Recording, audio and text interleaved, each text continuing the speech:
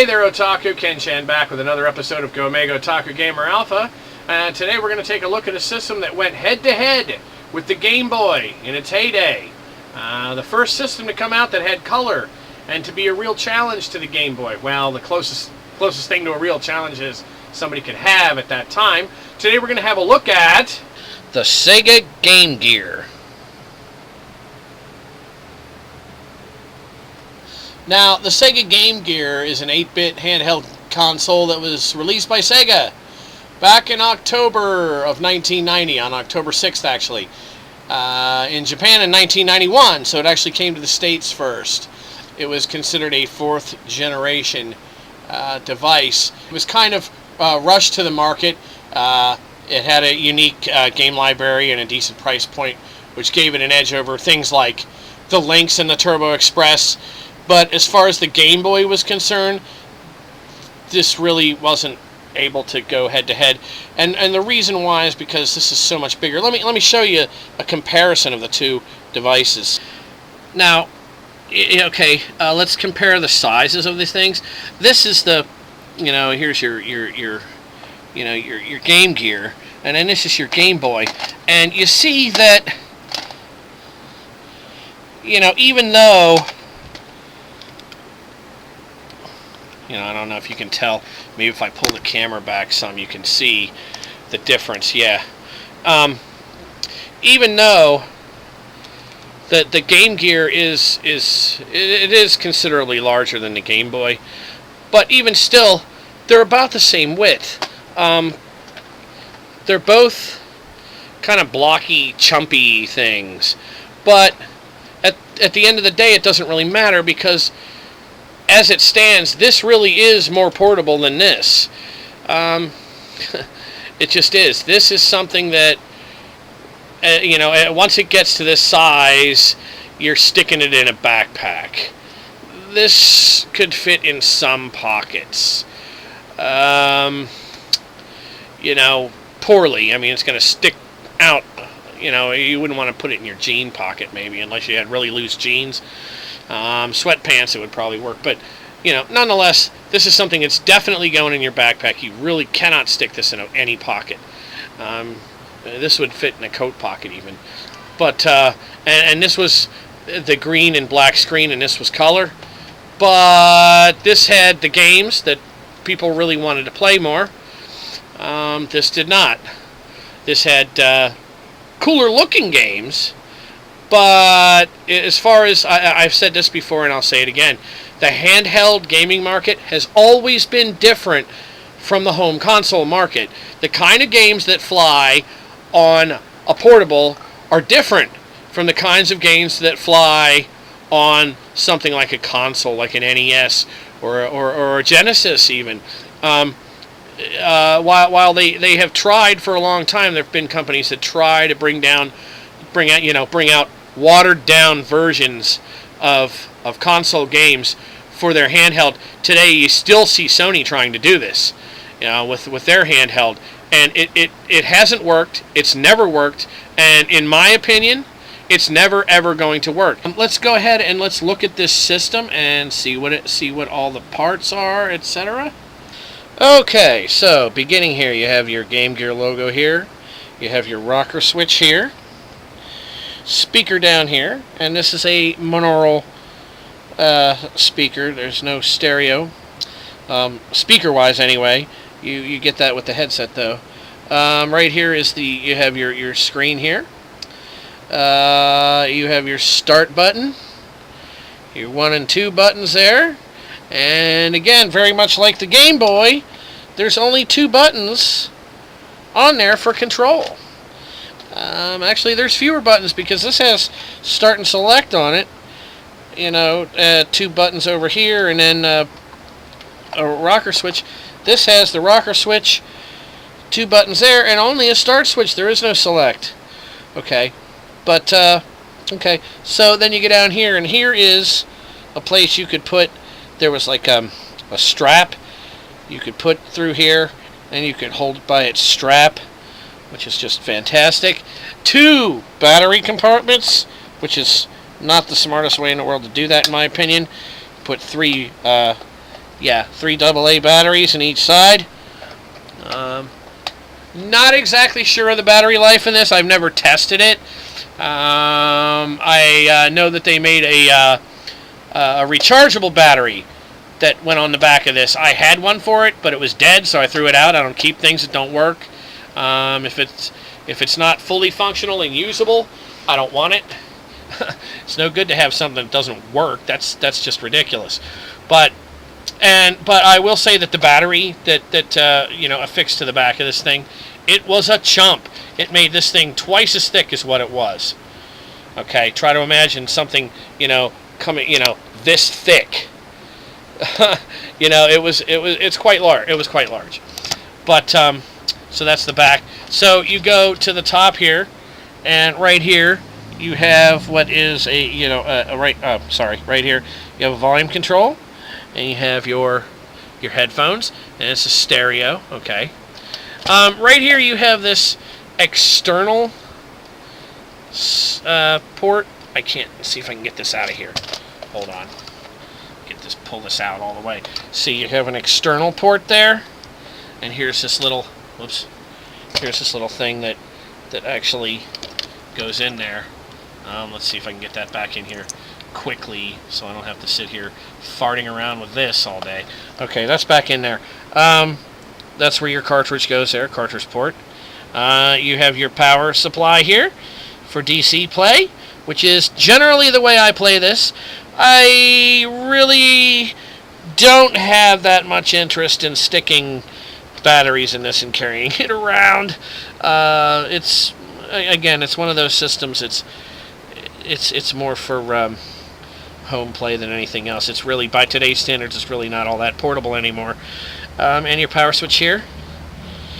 And a brightness slider. What do you call that? Knob, or not knob, but brightness control right there. And that is about it. Not exactly sparse, but not exactly over busy. We're going to go ahead and take a look at the graphics on some of the games. Before that, I'm just going to real quick mention that these have a tendency, if you're looking into getting one of these have a tendency, these screens go bad like milk. Okay, they just, one day they're working and all of a sudden, I've gone through about, how many of these have I had now? 4, something like that, maybe 5. What happens is these screens die. So what you can do is, I had one that had no sound and one that had screen that looked like crap. So I took the two apart and I made one good one out of it, but I screwed up. And if you're going to do an operation like that on this, make sure you have this thing right here, tool that fits that, because if not, you get all the screws out, here, here, here, and here. You get all those out, and when you pull this apart, this screen will bend. The slightest amount of pressure, if this screen is unprotected by this, the slightest amount of pressure, and that screen is going to bruise, and it's going to be all over for it. It's going to be all done. And there's no hope for it. They have about as much resilience as a gum wrapper. So if you're going to do the surgery, be very careful. Just take it easy. So anyhow, now we're going to go ahead and let's take a look at some of the games on here.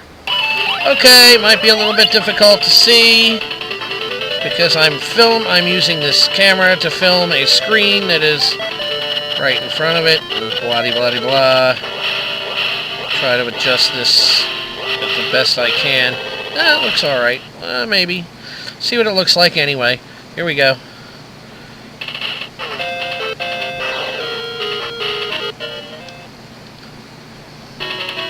This is Sonic Triple Trouble.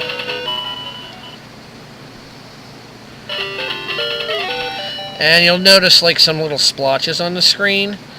The screen has problems. It's going to be time to get a new Game Gear again.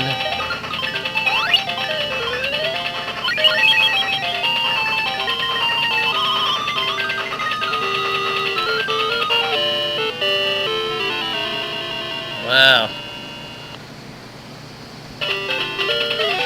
I put this on the other one, you'll see it better, but you won't be able to hear anything.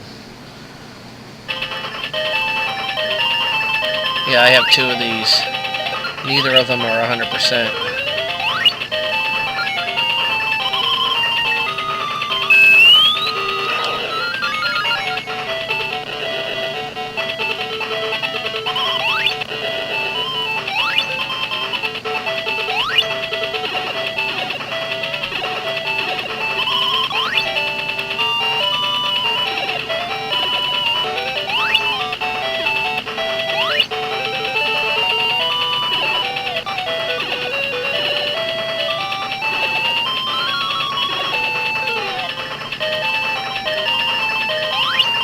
Okay, we're keeping with the Sonic theme. We're going to do a little Sonic Drift for you here. You just won't be able to hear very well. But this looks a lot better. Doesn't have that crap all over the screen from the, you know, damn pixels being screwed up.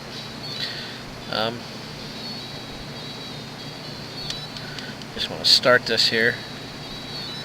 Now, of course, the speaker being, you know, poop doesn't mean that if you put in headphones that it's not going to be, you know, better.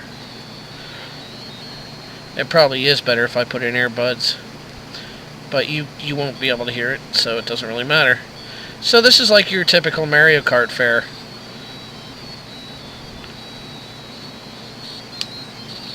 Ooh, wipeout. Whoa, get on the road there, Chumley.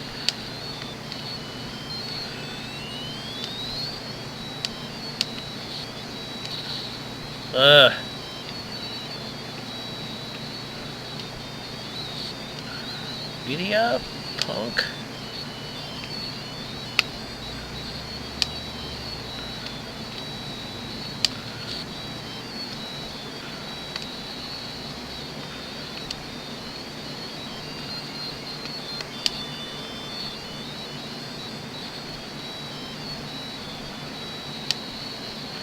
That curve comes up like nothing. I'd have to say that Nintendo does this kind of thing better. This road is way too skinny to be cruising around on like this.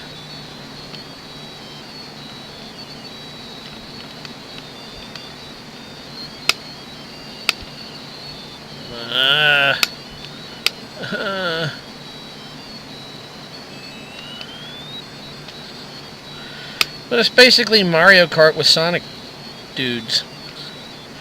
Hey, we got a little Chuck Rock for you here. Unga Bunga. Where's this band? Where's the backup band? Like on Sega Genesis, they don't have it on here. Actually, the Game Boy version does a better job of that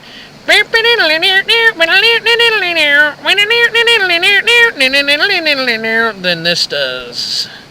This doesn't do that at all. The Game Boy version does that. There's Chuck.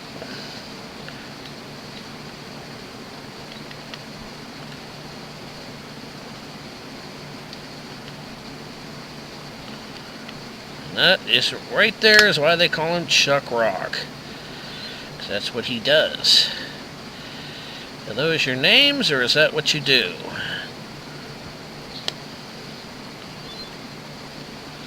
Ooh, getting hit.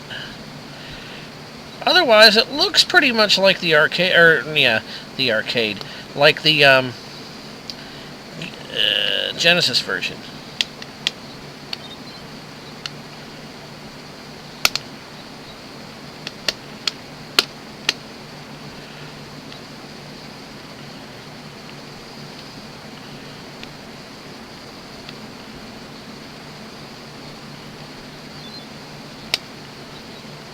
Totally die.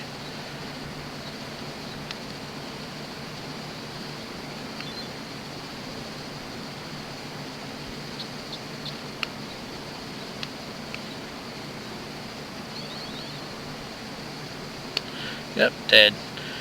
Anyway, that's Chuck Rock. Echo, the dolphin.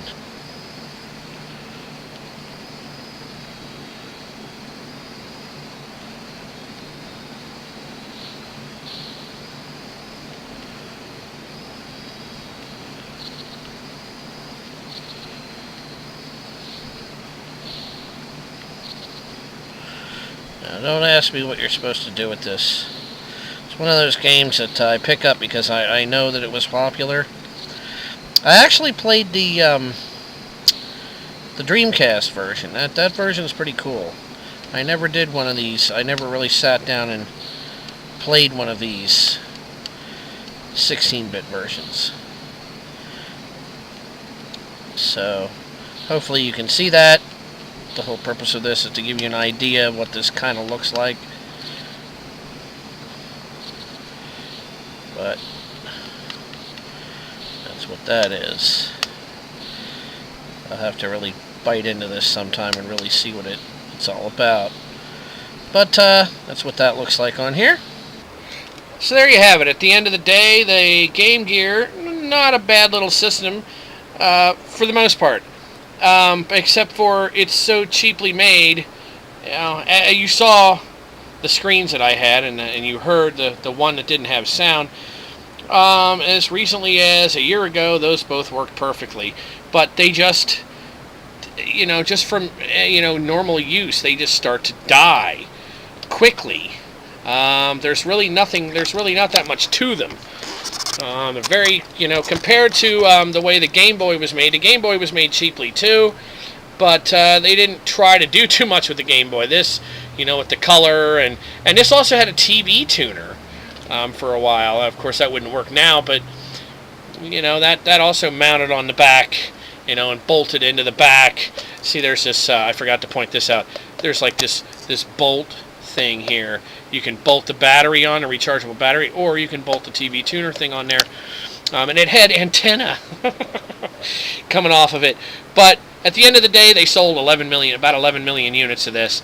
That's nowhere near enough for this to even be remotely a challenge to the Game Boy or to even anything, really, for that matter.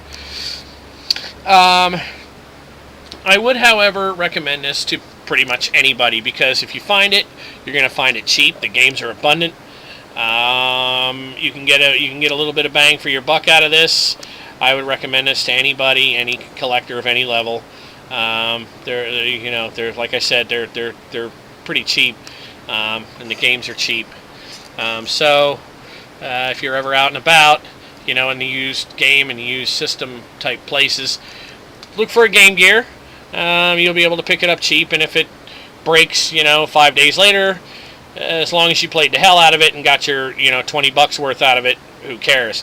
It's the Sega Game Gear.